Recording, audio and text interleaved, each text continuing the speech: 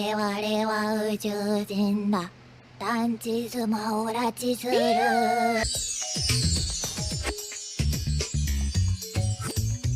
The newest episode of Mysterious Disappearances has just aired, and we've returned already to the bathhouse. It's kind of interesting that we've come right back there to this place.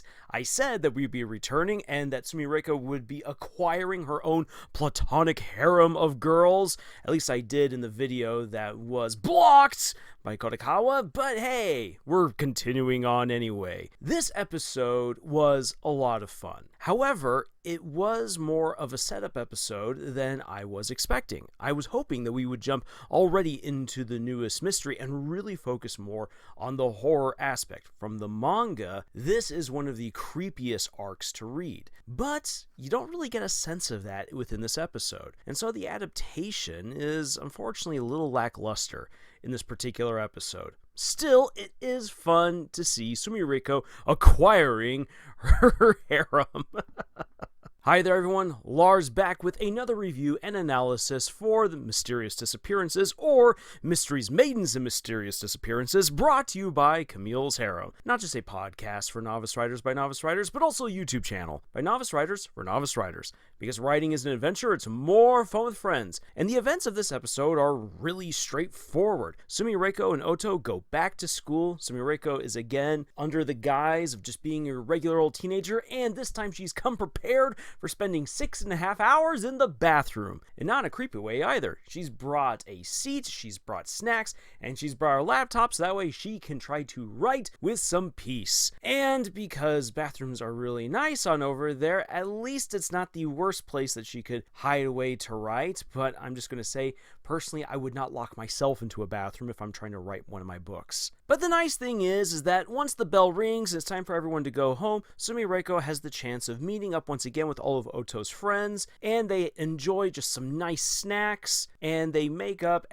Bygones are bygones. All of that teasing and harassment are just water under the bridge. Girls being girls, let the girls be girls. And Uname has returned to teaching at the school. Still, though, she has to cover up her horns, which unfortunately, I'm sad that we didn't get the adaptation from this particular chapter, which is in the manga where Sumireko goes to confirm that they are indeed horns sprouting out of her head and is just like horrified.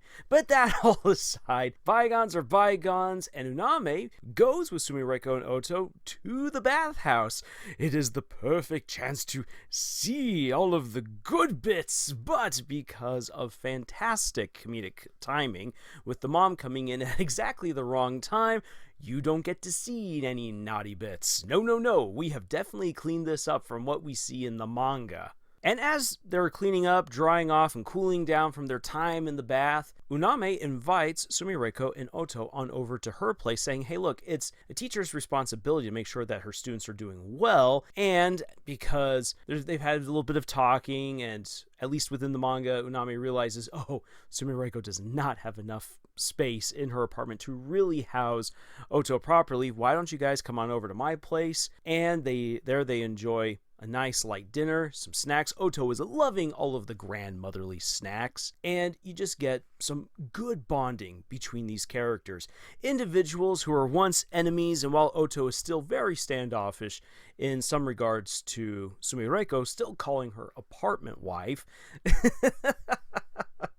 things are cooling down. Platonic friendships are fully now in bloom. This is perfect. This is great. Good character development through subtle details about decor, what people like to eat, what people like to talk about, and so forth. We see everyone's individual quirks on display, which helps us to again cement that these are these different characters. Many times, especially when it comes to cartoons, we seem to just have name to body type to just bubbly personality or angstiness. But in this episode, we get to see quirks really come into play. The different personalities in their variety on display. And that's really good to get because that more firmly cements who Sumireko, Uname, and Oto are as characters, so that way they're just not lost in the shuffle of various events. However, all of the niceties come to an abrupt end when someone starts rattling the doorknob. Oto goes on out late at night in the storm to see what's happening and sees footprints from an invisible someone splashing on around. Well, she knows that Ren needs to find more curiosities, more oddities, in order to exchange them for a ticket for both her and him to go back home. So she decides, you know what, I am going to help out my older brother, I'm going to be the good little sister, and I'm going to catch an oddity myself. Well, that results in her getting an absolute haymaker across the chin, and boom, boom, boom, boom, flying into the watery street, getting pinned down by the neck by this crazy woman in 2 short shorts, who then gets clubbed by Sumireko, and we are finally off to the races with the new mystery. Again, in the manga, this is actually handled, I believe, a whole lot better to set up the horror and the mystery. This is one of the arcs I feel actually does do the best at capturing the horror element that Mysterious Disappearances purports to have. But unfortunately, with how this particular chapter was adapted into the anime, I don't think that we're quite going to get that. However, the events are all displayed the way that they are in the manga overall, and that's great to see, as being a fan of the manga. But let me give 2 bits of writing advice in response to this episode. One is breaks. How long should a break be within the action? In the previous episode, we got a good break that allowed us to simmer down a little bit from all of the action in the previous arc, with Sumireko and Ren and Naname almost dying thanks to the various curses, the actions, the reveals, huzzah! However, we now get another break episode. And sure, this episode is working to help set up the next mystery that is coming down the pipe. However, we're spending, again, a lot of time at the bathhouse and just a lot of time with girls being girls, which is fine and dandy and all, but for a story that is trying to be a supernatural thriller, one that's supposed to inject you with a little bit of horror, with some mystery, having 2 break episodes, largely break episodes, and yeah, there's still some creepy bits and some heavy lifting for future setup all happening, that's a lot of time to spend with breaks and setup as opposed to getting to the meat of the matter, what people were supposed to be hooked with in the first episode, which is supernatural whatnot, mysteries, horrors, and gals, and so far we're only getting gals. And so what a story is supposed to do is when a story hooks you with at the beginning with, this is what I'm promising you will happen within the story. In this case, horrors, supernatural elements, mysteries, and women. That's what you expect to get a lot of as you go throughout the story. And yes, you need necessary breaks to give the audience a chance to relax, to give the characters a chance to collect themselves and show their growth, show their development, and plant firm mile markers for your plot progression. Breaks are essential within your story. However, if a break goes on too long and only focuses on one or no elements that you introduced at the beginning of your story, the audience is going to feel let down, lied to, as if what you promised to them isn't actually going to happen. And as a result, you can lose a fair bit of your audience if a break goes on for too long, because the pacing is just too slow. It doesn't feel like you're delivering on your promises, and that's really something to keep in mind. And my second bit of writing advice mirrors what was in the previous video, which again is blocked, so I think it's good to state it again right here. Relationships. Relationships are important for understanding characters. And I've been asked this a whole lot in other videos from other people, like, how do you write good female characters? Now then, as some other people have said, well, that's just silly. You just write people. And it's true. You do need to write people. However, let's also be honest here, that given recent events, relatively recent events over the past decade, as it's been a good thing that we're focusing more on having female representation, women coming to the forefront of other stories like fantasy and action, so that way we've got some good diversity. That's fantastic. The problem is that a handful of stereotypes have kind of bubbled up to the surface as this is how you're supposed to write women. Well, as we're seeing happen in current day Hollywood, those stereotypes are getting rejected because they're stale or they're inappropriate or they just don't capture good character depth. But that's what's been purported as the way to write women now for nearly a decade.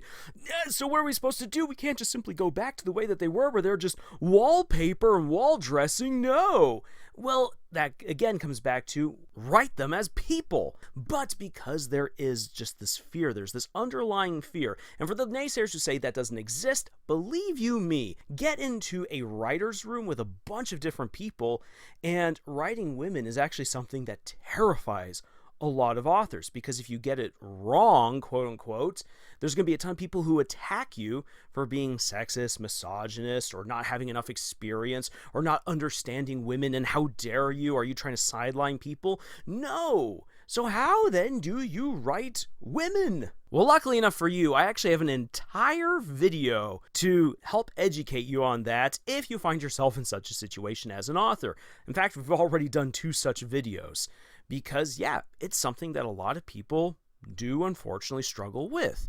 And what I like here within this episode, why I think that even though maybe the break has gone on for too long and didn't properly set up the horrors and the mysteries that come from the manga, I still have to give this episode credit for displaying great female characters by, again, showing us their different personalities and how they mesh. Oto is very clearly a 15-year-old girl who has a love for snacks and treats, is easily persuadable to probably do things that she shouldn't, and who clearly is jealous of how Sumireko has been commanding the attention of her older brother. We then have Sumireko, who is acting like a true novice author, who's just like, oh my gosh, I could write about this. Oh, this inspires me to write. Everything is about writing. And they come off as an absolute nerd. And then you have Uname, who is acting like an absolute young teacher. I guarantee, who's trying to get in with everyone, who wants to love all of their students. They haven't yet been, their spunk, their spirit, their desire hasn't been destroyed yet by the educational system. And Uname, trying to make these connections, is doing some things that just make her seem rather silly. When you throw these 3 people together, you get these awkward meetings. You have these awkward conversations. And that's okay, because isn't that how most people actually end up at one point or another? Even amongst the best of friends, it's very easy to swing towards the awkward. That just happens. But ultimately, within this episode takes what we've already come to learn about Oto, about Sumireko, and about Uname, brings it all together and has them interact. Talking about traditions, talking about going to bathhouses, talking about school, talking about snacks, talking about sleep, just normal stuff that people talk about. So again, write women as people when you're writing fiction, because that's who they are, but also understand who they are. By understanding who they are, you can then capture those moments of miscommunication, those moments of awkwardness, those moments where people actually understand each other, where friendships are built, where understanding is had, and where you can have these conversations that just spin off, that just go for a while. As a writer of books, you can easily have a tangent of a conversation go on for like 3 pages. You probably shouldn't do that, but it's easy to write. Within a series like an anime, you have to definitely keep it more short and concise, otherwise you would eat up way too much time. But you can actually see those conversations already playing out towards the end of the episode. So again, how do you want to write women properly? Treat them as actual people, as characters. Get to know who they are, and then show us who they are through their interactions and relationships with other people. That is key. If you just state to me who a character is, or if you just show me who a character is by their actions that don't really have any interactions with other people, that doesn't actually tell me a whole lot that will endear me to the other character, or it will just feel like a form of info dumping, and as a result, I might not be inclined to like said character. It's just like reading details off of a baseball card. So, with all of that being said, I am looking forward to the next episode. I'm really hoping that they finally put the pedal to the metal and give us a little bit more of horror and suspense, especially because, again, I do believe that this arc is the creepiest out of the manga, and I would love to see that properly represented here on the screen. We're just going to have to see what it's like next week. But until that episode, if you're looking for more writer's advice and insight, more recommendations, reviews, and analyses, please check out our other videos here. You can also like and subscribe if you haven't already done so. That would help us out a whole lot, but what would really help us out would be if you would check out the books that we've already published. Links for them are in the description below. But otherwise, thank you so much for joining us on this incredible adventure that we call writing. And until the next video, y'all, tschüss. 入浴シーン見逃したよ